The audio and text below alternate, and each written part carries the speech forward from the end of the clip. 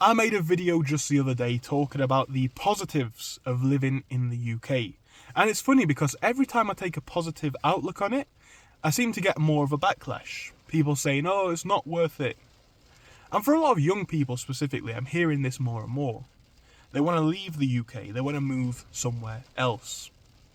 And I want to make a video today acknowledging what I hear from young people. We're going to talk about whether it is the case, why it might be the case, and why for a lot of people the new UK or perhaps English dream is leaving England. Of course it's not true for everybody, and there is still a large potential here. I think if you live in a Western country, we'll talk specifically about the UK, you do still have the chance to have a very nice life. But a lot of young people specifically are looking at their options, they're looking at a lot of things, and they're making at least a thought in their own head as to whether it's worth it. I speak to my fellow young people and I ask them what they want out of life. A lot of them actually do still want the traditional path. We're talking a 9 to 5, we're talking a house and a roof over their head that they own, and assets. When we look at the price of property in the UK, whilst it might be comparatively cheaper to other places in Western Europe, a lot of people see it as something that they cannot access, especially young people. The amount of people who are lucky enough to utilise family loans from maybe parents or others to get their foot on the property ladder, it seems for a lot of people to be the only way, if you want to live in an anywhere decent town. A lot of people, when they look at the price of property elsewhere, especially with a real new trend, which is online working, running businesses, remote working, anything like that, they start to weigh up if the cost of being here is actually worth it. I think another big thing in the UK at the minute is actually the weather. Now, of course, this is something that cannot be helped. And I'm not going to say that this is a problem with the government or the country. It is what it is, right? This is just the location of the place. But a lot of people, especially when you start to think about those factors of online working, remote working, they look around at the grey skies. I'm sat in the car in rain and they think, would life be better in Thailand? Would life be better in the Philippines? Of course, that's not going to be for everybody, but it's one that I hear a lot.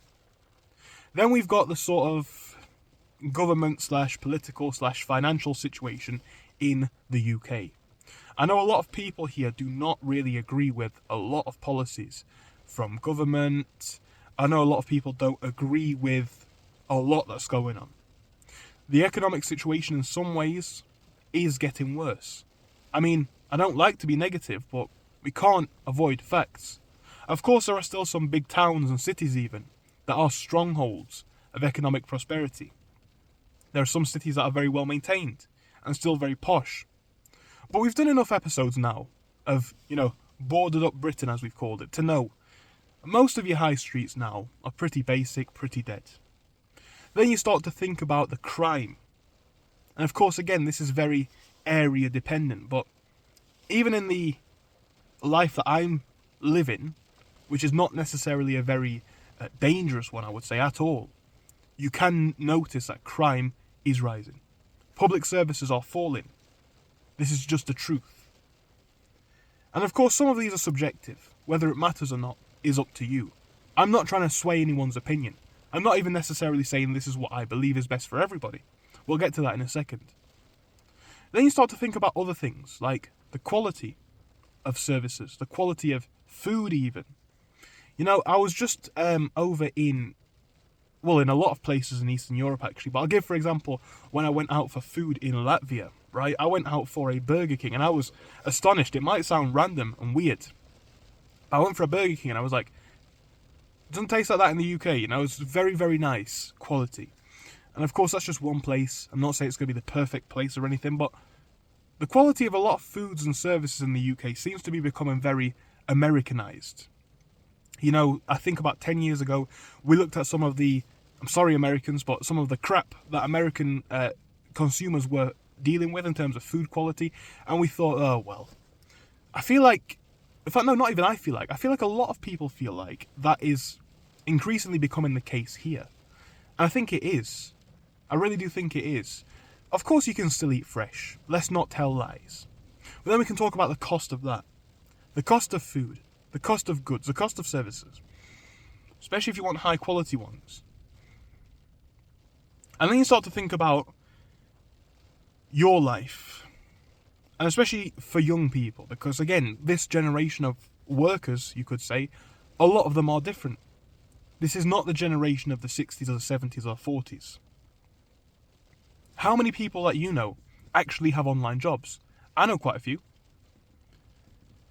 And I don't know if this is going to be true for everybody.